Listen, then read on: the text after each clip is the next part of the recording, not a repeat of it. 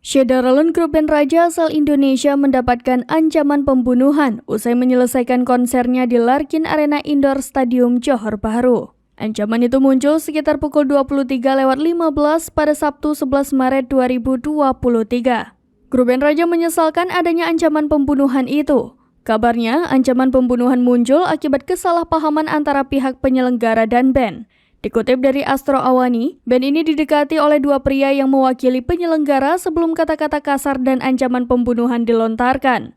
Menurut Ian Kasela, vokalis band Raja, pihaknya tidak mengetahui ada sesi meet and greet dengan fans dan beberapa kegiatan lain yang berada di luar pembahasan. Namun saat menunggu materi dari pihak kedutaan di ruang tunggu, ternyata tidak dihadiri oleh orang yang dimaksud.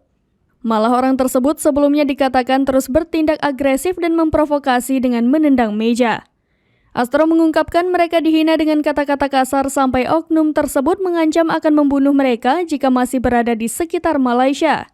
Mendengar ancaman pembunuhan itu, anggota band Raja merasa panik karena mereka datang ke Malaysia membawa keluarga. Mendapat laporan tersebut, polisi Johor Bahru Malaysia bergerak cepat mengusut kasus ini.